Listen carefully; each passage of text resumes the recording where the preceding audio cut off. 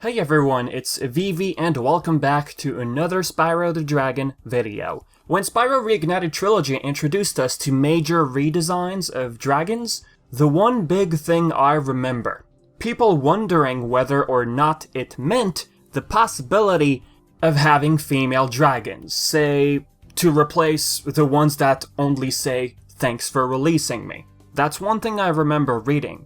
Now, female dragons, at least for adult dragons, or elders, they were never ever mentioned, nor seemed to exist in the world of dragons. At least, of course, looking at the games originally developed by Insomniac Games. With Toys for Bob in the picture with Reignited, the complete overhaul and unique designs given to each dragon, while we also got redesigns for baby dragons in Spyro 3. Now, the names themselves in the original version were self-explanatory, while the game clearly showcases how baby female dragons exist in Spyro 3. Now, who's to say the series overall never introduced us to female dragons? For example, we got Amber from Hero's Tale and Kole from Shadow Legacy on the Nintendo DS, if I pronounced her name correctly, of course. Both these titles were not produced by Insomniac Games, so basically we had different brains working on these titles.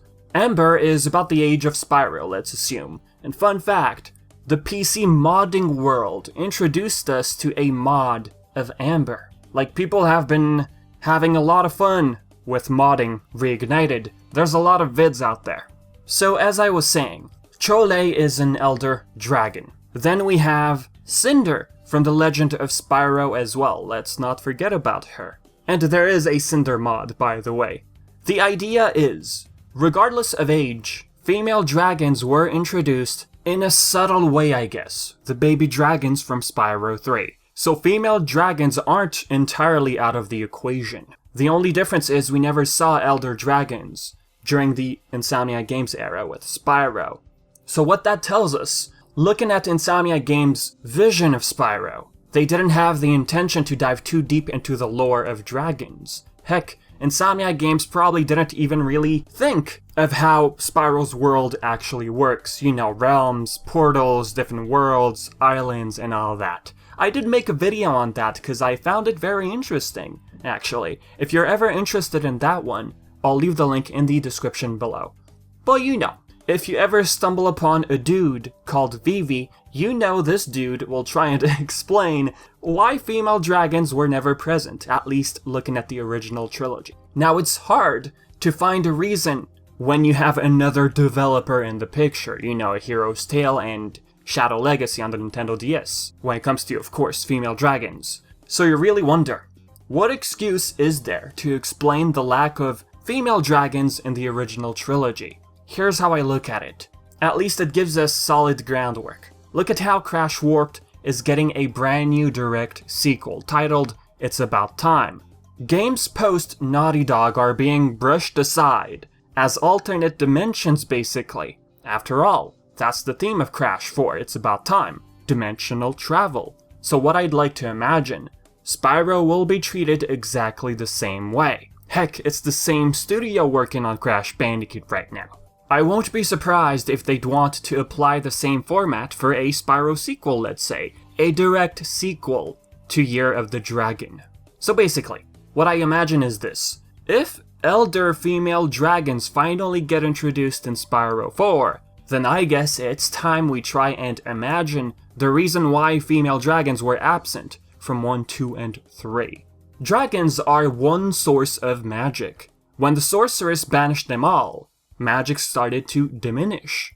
The sorceress eventually realizes this. She convinces Bianca to steal the eggs in order to restore magic to the Forgotten Realms. In the end, the sorceress was after their wings to forge an immortality spell. Have you ever noticed the difference between the classic version and reignited version of this cutscene? In the original, she's not seen using her egg staff when banishing the dragon. In Reignited, she's seen using a staff. However, in the past, baby dragon eggs weren't her focus, until she instructed Bianca to steal the eggs. At least that's what it looks like to me. In the original, it makes it clear that she uses a baby dragon egg as part of her staff eventually.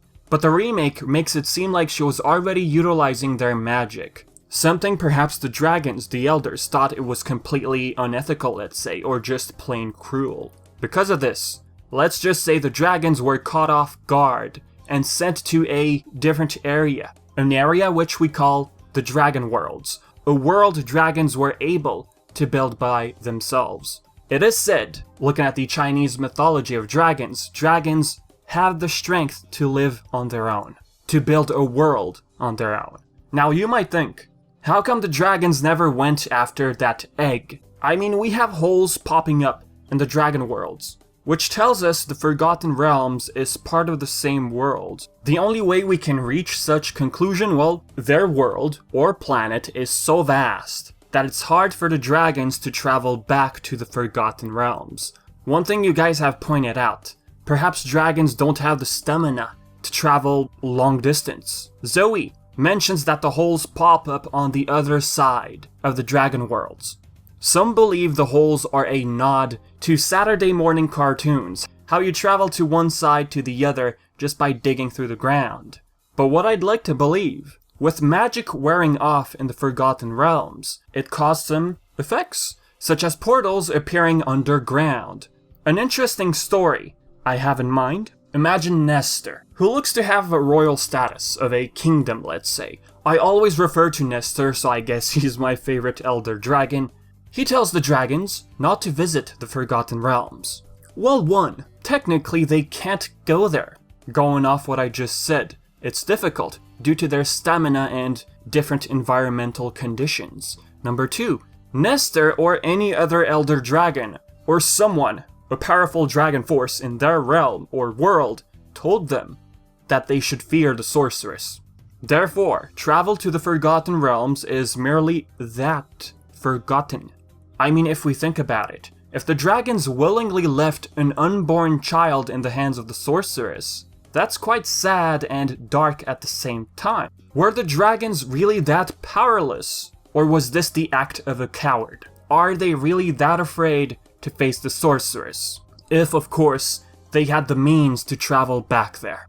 A potential story that sounds interesting. The female dragons decided to live in exile until the time came to conceive a dragon egg. And why? Well, considering how magic comes from them at least, they want to still maintain that balance in the world. For the sake of world balance, female dragons remain in exile until it's time to conceive. Going off Chinese dragon mythology again, dragons are born every 12 years. Applying that to the world of Spyro, for 12 years females remain in their separate world, wherever that is.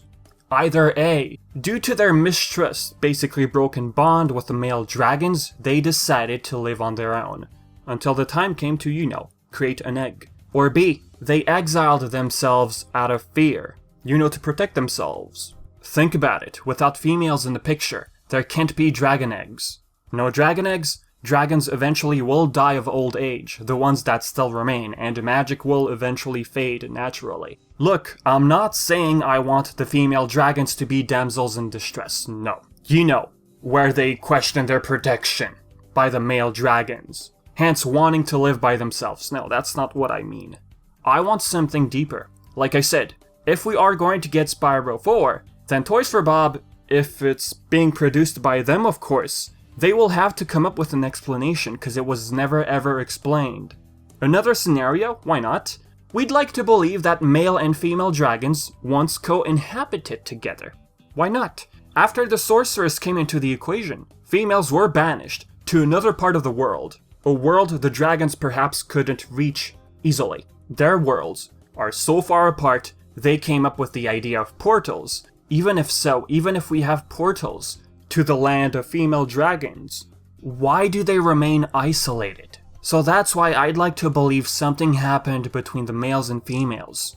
Broken bond, mistrust. If you feel like the sorceress has a role to play, when it comes to fear, leave your thoughts in the comments. I'd like to hear your own theories. There's simply so many scenarios one can think of when it comes to the female dragons, as to why they're not present. So with that said, guys, this is it for the video. Like I said, leave anything you want in the comments, alright? And yeah, I've been Vivi, and thank you for the support. Until next time.